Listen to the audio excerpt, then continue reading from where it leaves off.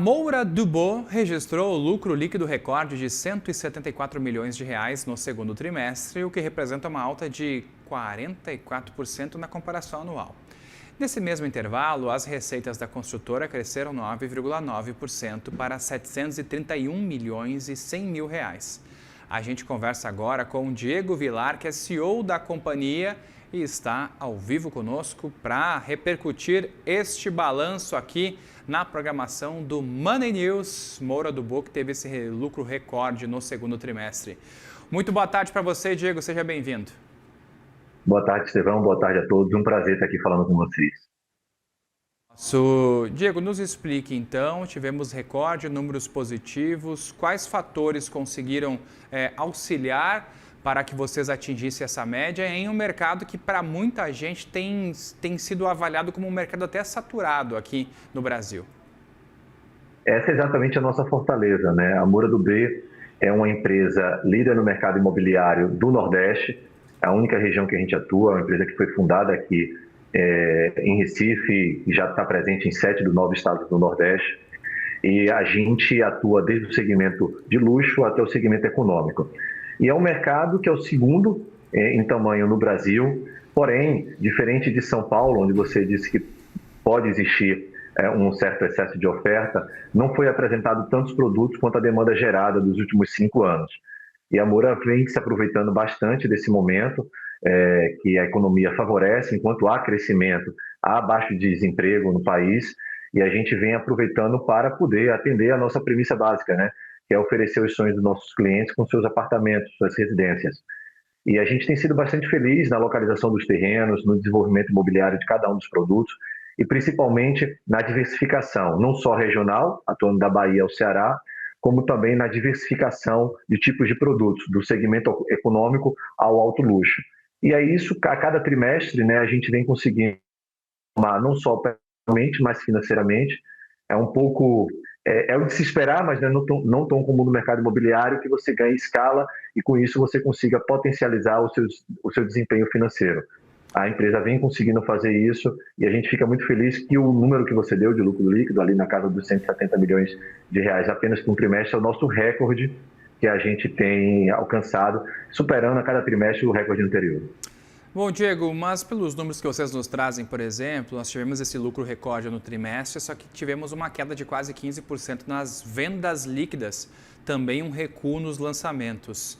Esse lucro, então, ele é sustentável a médio e longo prazo? Sim. O que acontece com o mercado imobiliário, quando você tem comparação de TRI a TRI, é porque sazonalmente você pode fazer movimentos de lançamentos. Então, no segundo TRI do ano passado, a gente foi mais agressivo na apresentação de alguns mercados, em algum mercado. Esse TRI a gente foi mais consistente.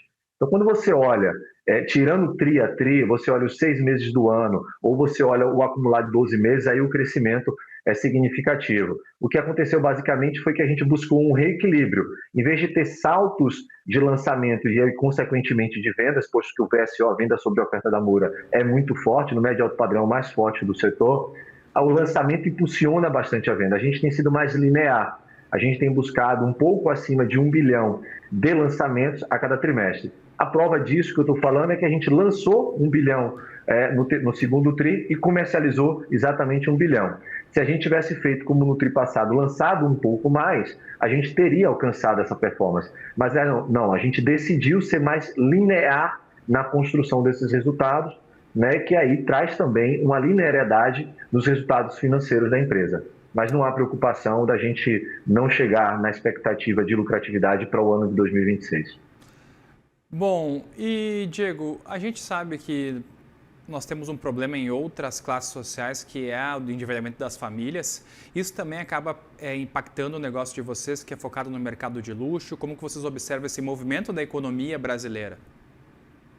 É importante esse tema que você coloca, a gente acompanha isso bastante no detalhe, as decisões estratégicas dos próximos 5 anos da empresa sempre levam em consideração as condições de contorno da macroeconomia e endividamento da família, além do seu enquadramento de renda para tomada de financiamento, é um deles e de forma bastante impactante.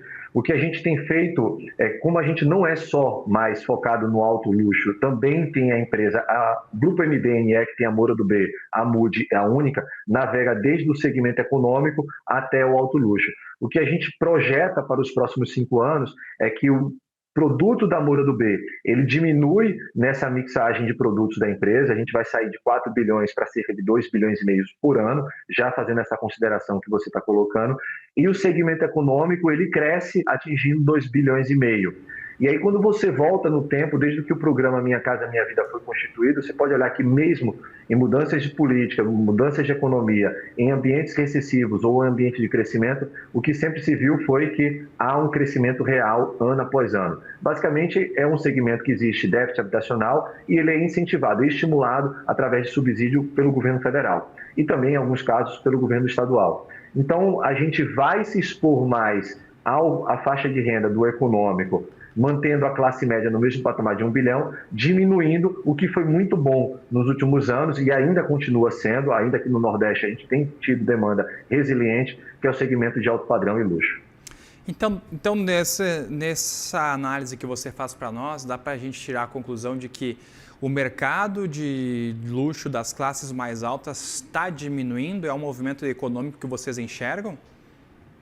Não, eu não diria que ele está diminuindo. O que aconteceu no Brasil de 2019 para cá, né? A gente teve crescimento ano após ano, exceto 2020 com a pandemia, e ainda assim esse crescimento aconteceu com uma taxa de juros na média alta. Então as classes alta e de luxo, elas tiveram um crescimento real de renda, seja porque o seu negócio ou sua prestação de serviço aumentou o seu faturamento, seja porque a aplicação da sua poupança teve também um grande rendimento a um país de 15%, 14% agora de Selic. Então, essa condição favoreceu a tomada de decisão de compra de um imóvel novo, gerando uma demanda reprimida de anos anteriores que não combinou essas condições econômicas. Um outro fator também impulsionou é que no Brasil, nos últimos anos, houve um movimento de mudança na pirâmide etária, jogando mais pessoas para a faixa de idade que exatamente adquire esse imóvel. Então, gerou os dois fatores, além de outros, obviamente, mas esses foram os dois mais impulsionadores, uma demanda que estava reprimida e que se motivou, seja por crescimento vegetativo, ou seja, por um crescimento de renda, a comprar o imóvel. No caso da gente, isso chegou ao patamar de vendas anuais acima dos 4 bilhões de reais. O que a gente não tem como expectativa é que para os próximos anos se mantenha nesse patamar, porque são tomadas de decisões mais lentas, são as pessoas que ficam no imóvel por mais tempo, diferente daquelas pessoas que estão ascendendo ao longo da vida, seja na constituição da família ou na constituição profissional e da renda. Então a gente prefere ter mais cautela em acreditar que o país pode passar por um momento econômico um pouco mais desafiador, que não seja tal qual foi nos últimos anos, basicamente por essa questão fiscal que se discute, que pode manter os juros um pouco mais altos, em algum momento pode frear um pouco mais a economia, subir 1 ou 2 pontos percentuais o nível de desemprego. Então, botaria as pessoas numa posição mais cautelosa na tomada de decisão, até porque parte dessa demanda já foi atendida na compra do imóvel nos últimos 5 anos. Porém, na média e na classe econômica, essa sim, a classe média tem uma demanda reprimida que pode, por uma condição que não está no nosso radar, de uma redução de juros, trazer famílias que postergaram a tomada de decisão por conta do desenquadramento de renda, jogaram mais para frente. Eu acredito até que nos próximos 4 anos tem uma demanda reprimida muito alta de imóvel para a classe média, e o econômico não, esse tem déficit habitacional, né? Por mais que o programa cresça após anos, ele é incapaz de atender o crescimento vegetativo, que está o déficit que tem. Então, esse é o diferencial competitivo da Moura do B, né? Além da diversidade regional, a diversidade de mix de produto. Então, a gente acredita, sim, que a gente vai crescer mais na outra vertical e essa de cá terá uma redução cautelosa da parte da gente por essa combinação que eu expliquei bem para você. Diego Villar, CEO da Moura do B, muito obrigado pela participação aqui com a gente. Até uma próxima. Obrigado, Estevão. Foi um prazer. Boa tarde a todos.